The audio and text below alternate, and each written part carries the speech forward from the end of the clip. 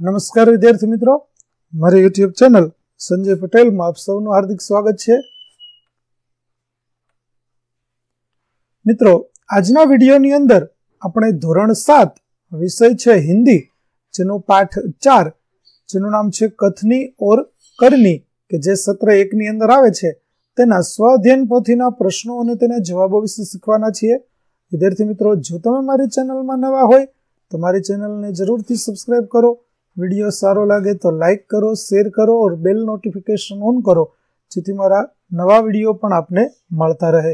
तेमज विद्यार्थी मित्रों, आ पाठनी पीडीएफ जोवा माटे प्ले स्टोर में जई अमारी एप्लिकेशन विश्वगुरु एसटीडी 1 થી 12 गुजराती डाउनलॉड करी तमारा मोबाइल में इंस्टॉल करो।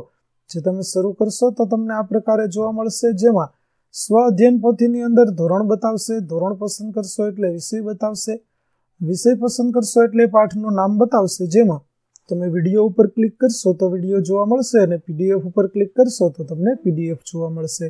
તો આશા રાખું છું અમારી એપ્લિકેશન આપ સૌને ગમશે। જરૂરથી ડાઉનલોડ કરજો, જે એકદમ ફ્રી છે। કોઈ પણ પ્રકારના ચાર્જ વગર તમે વિડિયો અને પીડીએફ બંને જોઈ શકશો।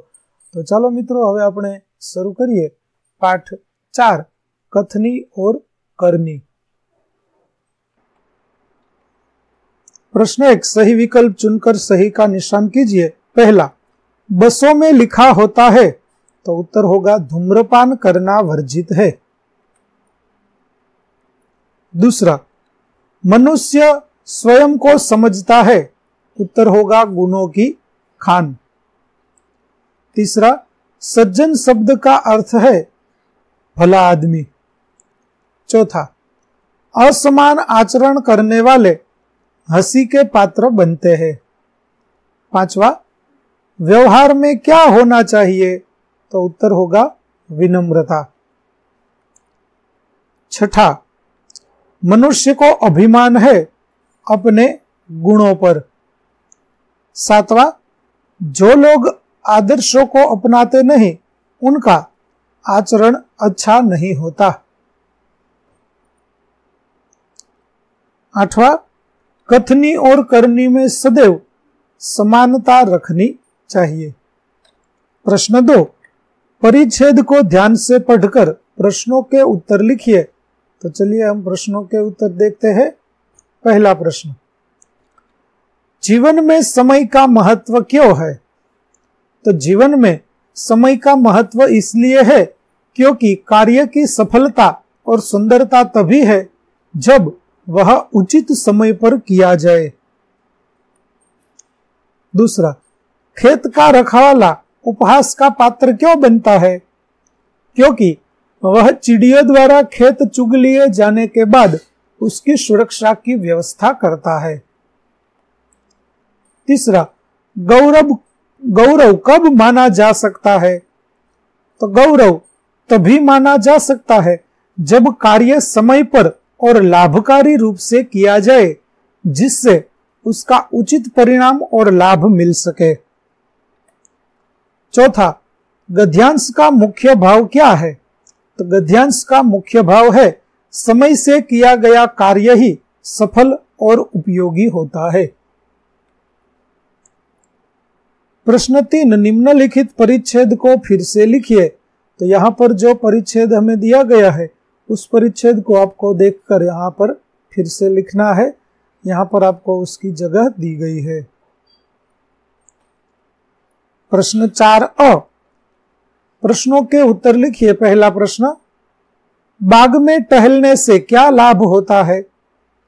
उत्तर, बाग में टहलने से शरीर को ताजगी मिलती है, मन शांत होता है और स्वास्थ्य अच्छा रहता है। ताजी हवा और हरियाली से मानसिक तनाव कम होता है और व्यायाम भी हो जाता है। दूसरा, ईश्वर ने मनुष्य को किन गुणों से संवारा है? ईश्वर ने मनुष्य को बुद्धि, विवेक, करुणा, संवेदना और सृजनशीलता जैसे गुणों से संवारा है। तीसरा, बारिश के मौसम में पौधे लगाने से क्या फायदा होता है? बारिश के मौसम में पौधे लगाने से जड़ें अच्छी तरह जमती है, पौधों को पर्याप्त पानी मिलता है और वे जल्दी बढ़ते हैं। इससे पर्यावरण भी हरा भरा और स्वस्थ रहता है। चौथा, बिल भरने के लिए कतार में खड़े न रहने वाले सज्जन ने अपने पोते को क्या सिखाया था? तो बिल भरने के लिए कतार में खड़े न रहने वाले सज्जन ने अपने पोते को सिखाया था कि कोई भी काम कभी गलत ढंग से नहीं करना चाहिए। पांचवा, मकान मालिक क्यों हंसने लगा? तो मकान मालिक किराएदार के बेटे से यह सुनकर हंसने लगा कि पिताजी कहते हैं कि वे घर पे नहीं है।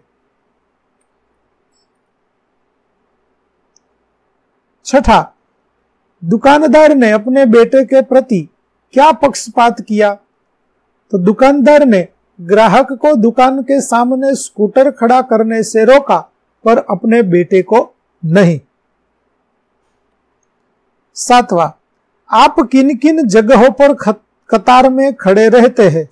तो बैंक या एटीएम, सिनेमा घर, सरकारी कार्यालय, अस्पताल, दुकानों, रेलवे स्टेशन, बस स्टेशन या सुपरमार्केट में खरीदारी करते समय कतार में खड़े रहते हैं।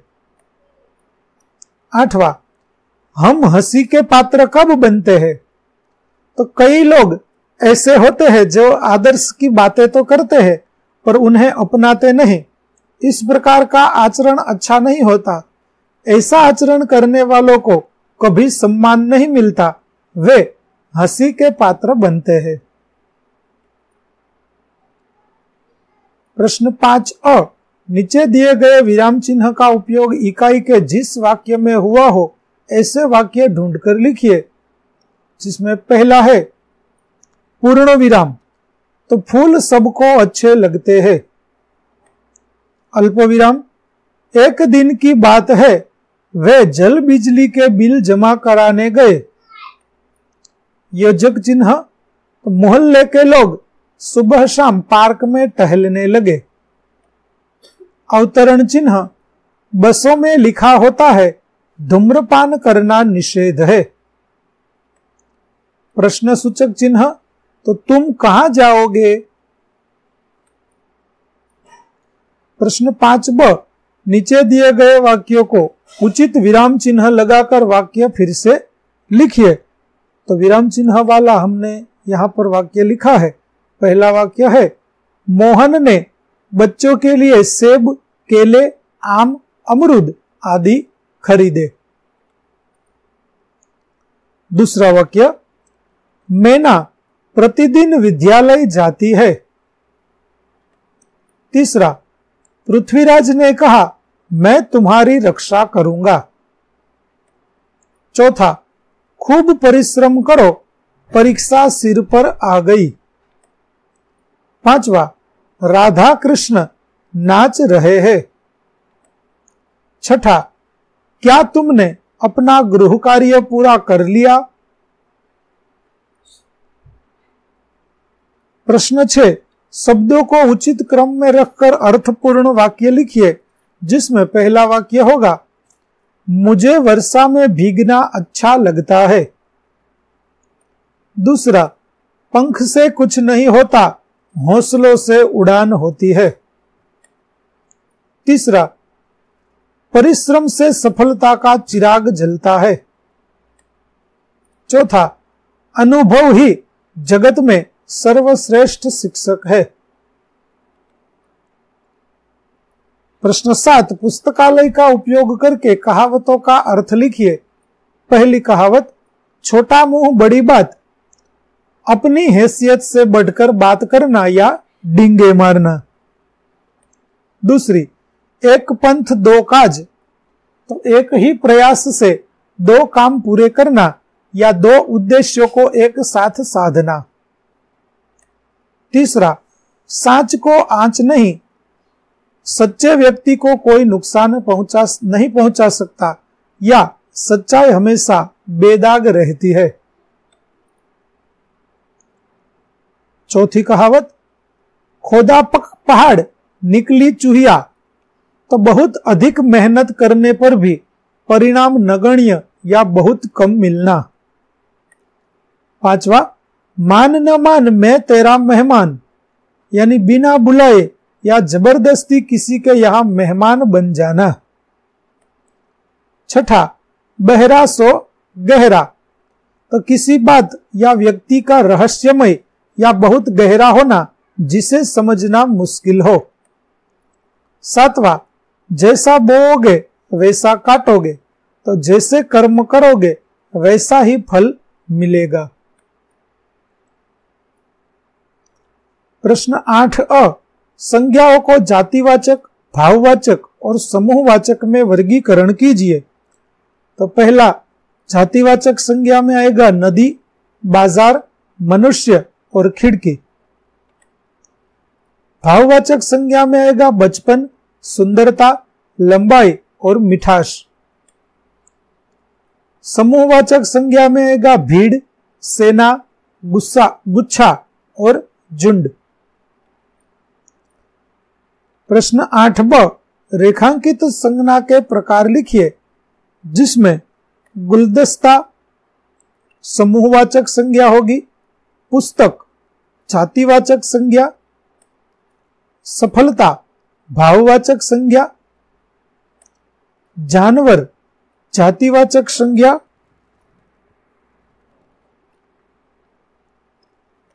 बुद्धिमानी भाववाचक संज्ञा, जनसमूह समूहवाचक संज्ञा। प्रश्न 9, कहावत के अर्थ के उचित विकल्प चुनकर सही निशान कीजिए। पहला, गुरु गुड़ चेला चीनी, जिसका अर्थ है चेले की योग्यता गुरु से बढ़ जाना।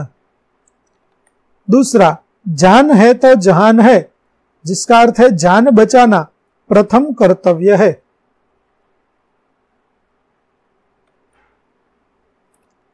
तीसरा, चिराग तले अंधेरा, यानी गुणी के घर अवगुणी। चौथा, जैसी करनी वैसी भरनी, यानी कर्म का फल पाना। पांचवा, नेकी और पूछ पूछ, जिसका अर्थ है भलाई करने के लिए किसी से क्या पूछना। अपनी राय लिखिए, जिसमें पहला, दुकानदार की जगह आप होते तो अपने बेटे को स्कूटर पार्क करने देते क्यों? तो यदि मैं दुकानदार की जगह होता तो अपने बेटे को स्कूटर पार्क करने देता, बशर्ते वह सही जगह पर और व्यवस्थित तरीके से पार्क करे, ताकि ग्राहकों या अन्य लोगों को कोई असुविधा न हो। यदि पार्किंग से किसी को असुविधा होती तो मैं उसे मना करता, क्योंकि व्यवसाय में ग्राहकों की सुविधा सर्वोपरि है। दूसरा, आपके पिताजी झूठा बहाना बनाने को कहे तो आप क्या करेंगे, क्यों? तो यदि मेरे पिताजी झूठा बहाना बनाने को कहे तो मैं उन्हें विनम्रता पूर्वक मना करूंगा और उन्हें सत्य बोलने के लिए प्रेरित करूंगा। झूठ बोलना अनैतिक है और इससे विश्वास टूटता है, चाहे वह कितना भी छोटा क्यों न हो। ईमानदारी हमेशा सर्वोत्तम नीति है।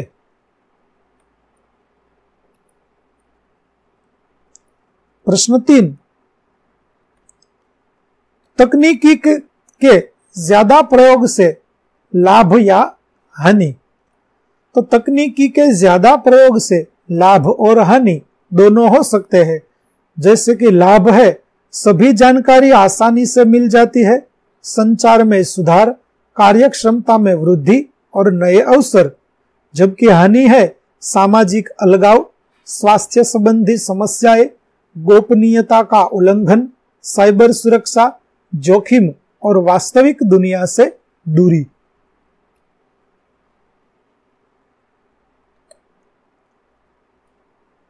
चौथा, यदि आपको रुपयों से भरा हुआ बटुआ मिल जाए तो आप क्या करेंगे? तो यदि मुझे रुपयों से भरा हुआ बटुआ मिल जाए तो मैं सबसे पहले उसके मालिक का पता लगाने की कोशिश करूंगा। मैं बटुए में कोई पहचान पत्र या संपर्क जानकारी ढूंढूंगा। यदि मालिक का पता न चले तो मैं उसे पुलिस स्टेशन या किसी विश्वसनीय प्राधिकारी को सौंप दूंगा ताकि वह उसके असली मालिक तक पहुंचा सके। ईमानदारी से लौटाना ही सही कार्य है।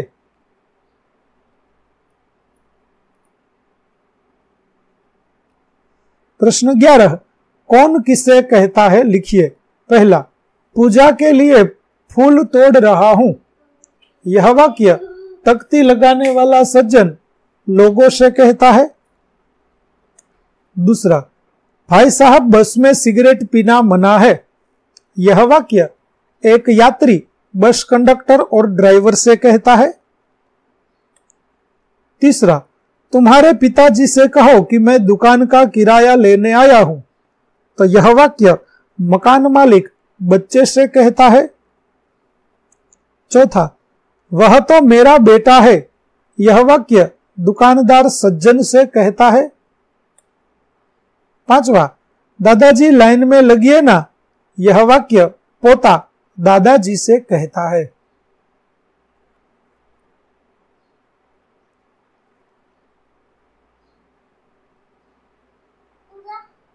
विद्यार्थी मित्रों, अहीं આપણું પાઠ 4 કથની और કરની ના સ્વાધ્યાયન પોથીના પ્રશ્નો અને તેના જવાબો છે તે પૂરા થાય છે।